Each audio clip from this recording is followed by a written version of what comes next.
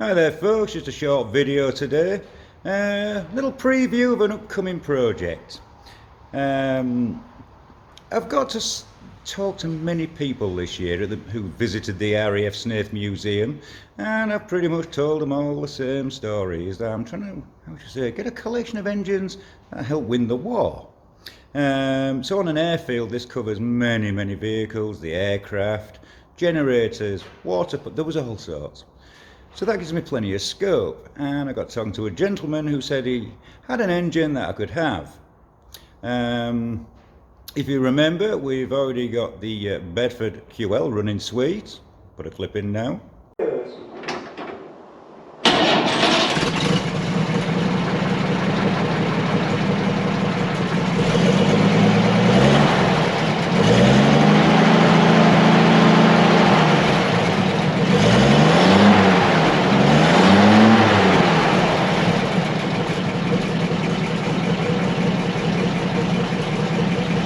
We also saved this engine out of the back of the, Rose's ugly sister, the other carrier, and we've managed to free the cylinders off, and that's looking good for a rebuild. Check the earlier videos for the strip down of the other cracked engine block. That gave some useful parts.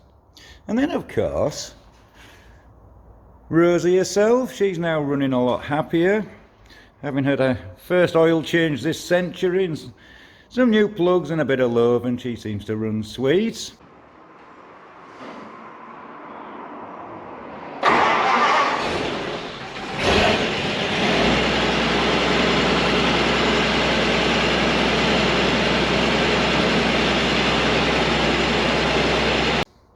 So, what's arrived?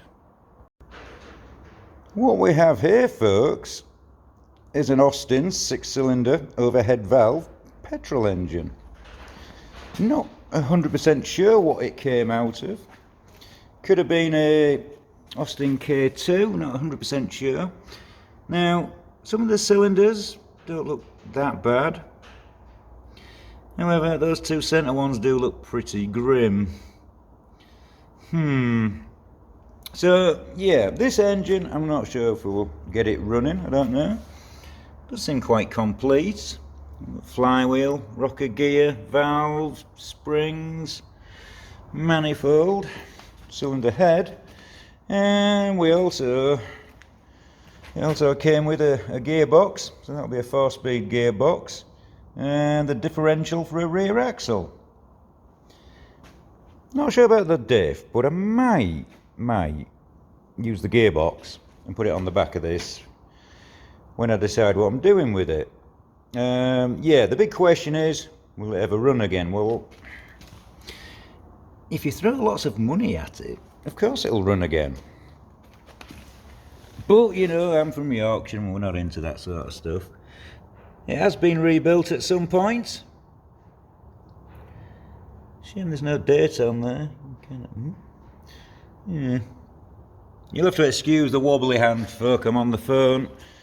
And it's not the best. So, the big question is, what are them two middle cylinders really like? Now, I've already squirted the trusty GT85 in there. To be fair, it has actually cleaned those ones up a little bit. So I think what I'll do is get some wet and dry, give it another squirt, and we'll give it a little rub, and see if anything shiny appears. So, once again, the trusty GT85. Now, if you work for GT85, please get in touch. I'm sure we'll come to some sort of mutual arrangement that benefits us both. So just make sure those are really wet.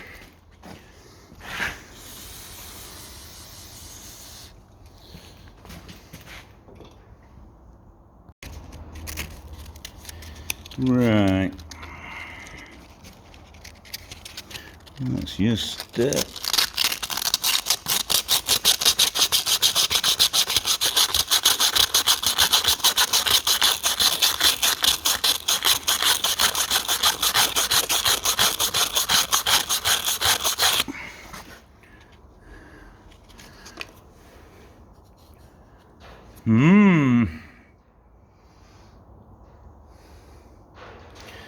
yeah, you never know. That might clean up. I think what I'm going to do is fill the cylinders with more GT85 and maybe a concoction of some other fluids that'll help clear that rust, and then have a look in a day or two at what it's like. Well, I've had a little rub and they do have a bit of shine hiding away under there. I've just filled this up with some mystery fluid, which hopefully might just clear some of the rust, because some of the cylinders, yes, there's wear on them. I can see a wear lip at the top, it's going to be seen there, but just for a, how should I say, an engine that gets run maybe every now and again, could be promising. You never know.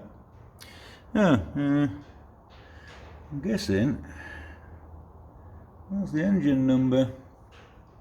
You can see that. And I've found out this engine is out of a Austin K5. So let's see how this one develops. Well, it's the next day and I left the mystery fluid in the cylinders overnight.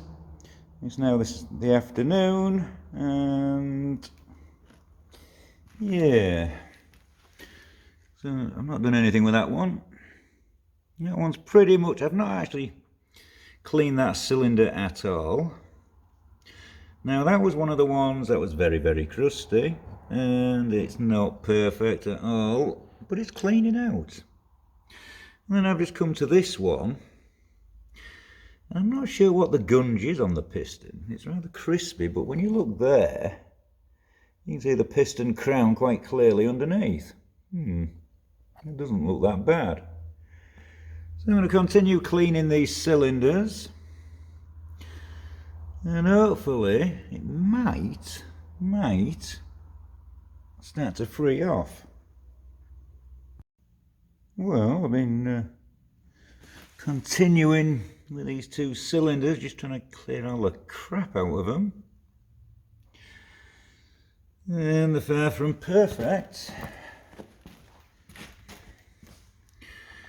but at least we can see where the cylinder starts and the piston starts, if you know what I mean. Getting a bit of a gap down the side, and this one was looking a bit ropey, so I think I'll remove the fluid and just see what's going on in there. Well, fluid removed, and yeah, number 6 isn't as bad as I first thought. Number 5's not too bad. I haven't touched that one yet, well, except that little bit. Number 4, looking a little bit better, but yeah, it's never going to be perfect. Same with number 3. Not touched number 2 yet, but again it's a bit like number 5. And number 1 isn't too bad. There's a slim chance they may start to move. So I've been scratching away a little bit more, and number 1 piston does actually slightly rock in the bore, which is a good sign. Not done out with number 2 yet. Number 3, I'm starting to see sort of down the side of the piston crown, which is good. We can get some penetrating fluids down to that top ring. Same with number 4. And the same with number 6. It's going to be seen here. Yeah, the bars, I'm not going to comment until I've given them a proper clean out and maybe run the hone down and just see what they come up like. But at this stage I'm not going to dismiss it running. But We'll just have to see, folks. Well, I put my mystery fluid back in there. Almost looks like a bloody cup of coffee. And I'll let that hopefully soak past those piston crowns down to the top ring, and then hopefully tomorrow, possibly, maybe, might see some movement. Well, folks, we have a little development.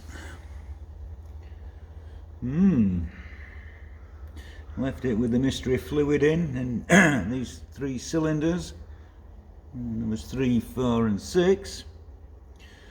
It disappeared out of number 6, and that one had kind of drained off. That one hasn't, but no, I'm at the crankshaft in relation to the block, and as you can see there, we've had some movement, folks. So I shall persevere a little bit more and see what more movement we can get. As you can see, she's moved quite a bit round now. Oh, imagine my shock.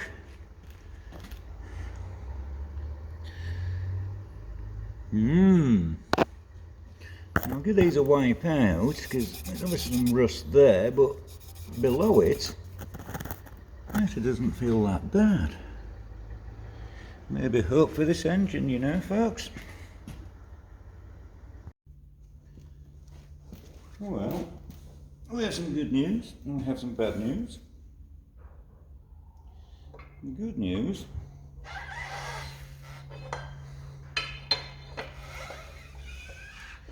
is that we can rotate the engine.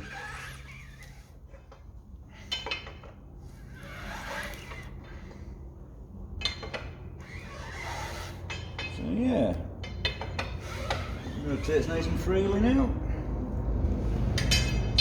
Let's move on to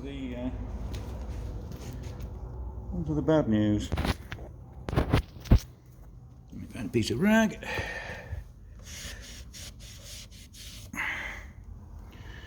With some rather big, I need to say them. That one, that being the worst. Yeah, a bit pitted, folks.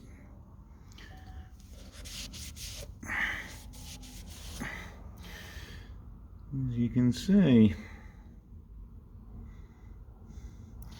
But it's freed off, which is the main thing. But will it be able to run with those pitted cylinders? What do you think, guys? Comment below. Well, this is freed off quite well. This can be seen. In fact,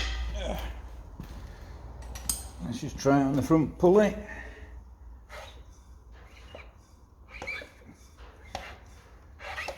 That's how free she is. Rotate her by hand. But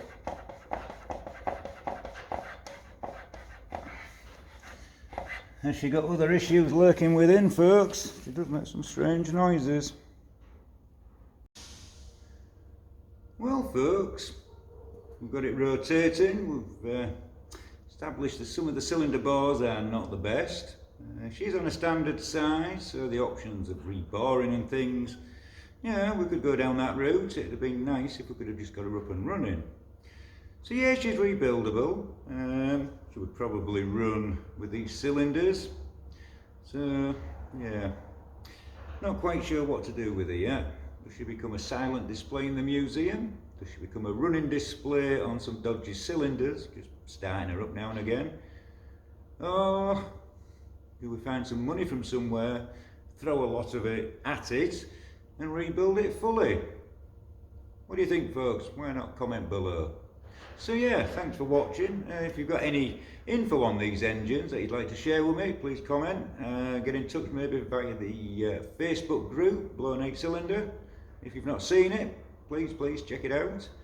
So yeah, I think I'm going to wrap this up for winter, this engine. I'm not going to start stripping it down just yet, but at least we know what direction we could go in when we do unpack it in the better weather. So on that bombshell, folks, thanks for watching, liking, subscribing, sharing and all that jazz. Catch you on the next one.